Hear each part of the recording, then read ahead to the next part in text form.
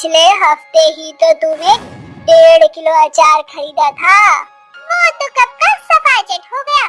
आपकी हाथ का बना अचार इतना सादा चटपटा होता है कि मुंह से नहीं छूटता। दाल सब्जी भी आपके हाथों के बने अचार के सामने फीका लगता है। चटकपुर गांव में रहने वाली दुलारी अपने 15 साल के बेटे मंजीत के साथ रहती थी। वो अपने हाथों से तरह तरह के अचार बनाकर गांव-गांव में बेचा करती थी। सभी को उसका अचार बड़ा भाता था। अचार की बिक्री से मिले पैसों से उसका घर चल रहा था। माँ, मैं मैट्रिक की परीक्षा में अव्वल आया हूँ। ये तो बड़ी खुशी की बात है। दुलारी हर दिन गांव में सबसे पहले उठकर अचार का मसाला तैयार करती और कड़ी धूप में पसीना बहाकर उन अचार को सुखाकर बेचा करती थी। थोड़े ही पैसे कम पड़ रहे हैं। आज इस अचार को बेचकर वो भी पूरे हो जाएंगे। अचार बेचकर कमाए हुए पैसे जोड़ बटोर कर दुलारी अपने बेटे को आगे की पढ़ाई के लिए शहर भेजती है। बेटा, ये अचार तुझे शहर में हर दिन तेरी माँ की याद दिलाएगा।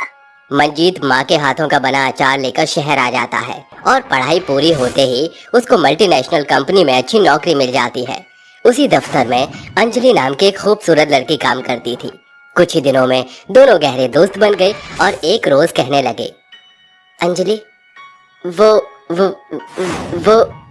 मैं तुम्हें पसंद करने लगा हूँ। मैं तुमसे प्यार करती हूँ और शादी भी करना चाहती हूँ। मैं कल ही तुम्हारे पापा से तुम्हारा हाथ मांग लूंगा।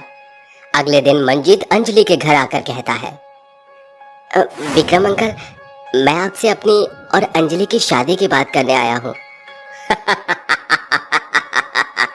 क्या कहा तूने? शादी?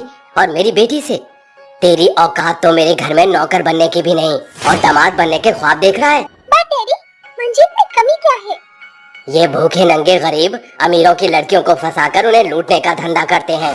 तुम्हें तो यहाँ तक भी नहीं पता कि ये एक अचार बेचने वाली का बेटा है। डैडी, कोई भी काम छोटा बड़ा नहीं होता। बस आप जैसे ऊंचे लोगों की सोच उन्हें नीचा समझती है। अंजलि अपने पिता के खिलाफ जाकर मंजीत से शादी रचा लेती है और दोनों खुशी से एक साथ रहने लगते हैं। एक दिन मंजीत कहता है, इन अचार को खाकर माँ की बड़ी याद आ रही है। तभी अचानक मंजीत के फोन पर उसकी माँ का फोन आता है और वो रोते हुए कहती है, शहर जाकर तू तो अपनी माँ को भूल ही गया बेटा। माँ, आपके लिए खुशखबरी है, मेरी नौकरी लग गई है, मैं बहुत जल्द गाँव आऊंगा। ऐसा कहकर वो फोन रख देता है और अंजलि कहती है, आपने सासू माँ को हमारी शादी के बारे में क्यों नहीं बताया? हम चलकर माँ को खुद ही ये सच बताएंगे।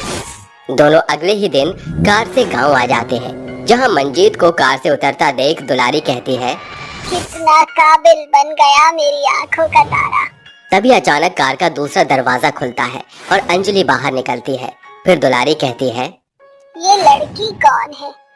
कहीं मेरे बेटे ने शहर जाकर घर तो नहीं बसा लिया?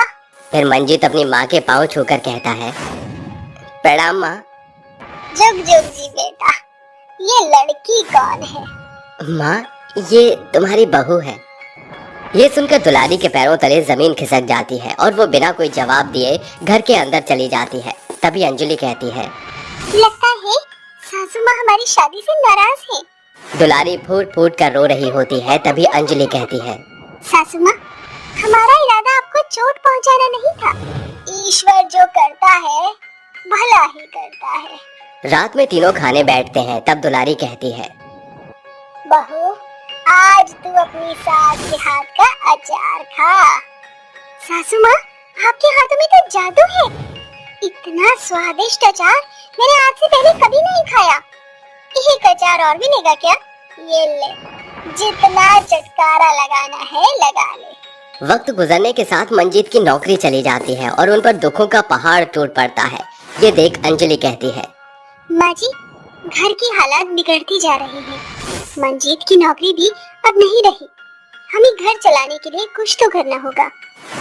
बहू, जिंदगी भर मैंने अचार बेचकर मंजीत को पढ़ाया लिखाया, काबिल बनाया है, लेकिन अब मेरे हाथों में एक भी बूटी कौड़ी नहीं बची।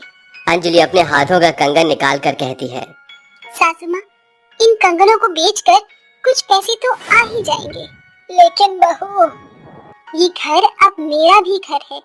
दुलारी बहू के कंगन को सुनार के हाथों बेचकर मिले हुए पैसों से अचार बनाने का कारोबार एक बार फिर शुरू कर दी है और दोनों दिन भर की मेहनत के बाद अचार तैयार करके एक साथ गांव के हाट में उन्हें बेचते हैं। जब पहले दिन ही हमें अचार से इतना मुनाफा हुआ तो फिर क्यों ना अब हम अचार बनाकर दुकानों पर भी बेचें। इससे दो पैसे और बढ़ चढ़ कर आएंगे। दोनों अगले दिन अचार बनाकर उन्हें बड़े तबके के दुकानदार से बेचकर आती हैं और अगले दिन दुकानदार कहता है, अरे भाई तुम्हारा बनाया अचार ग्राहकों को खूब आ रहा है, इसीलिए आज से हर दिन तुम मुझे 20 किलो अचार बनाकर देना, जिसकी आधी कमाई तुम्हारी हुआ करेगी।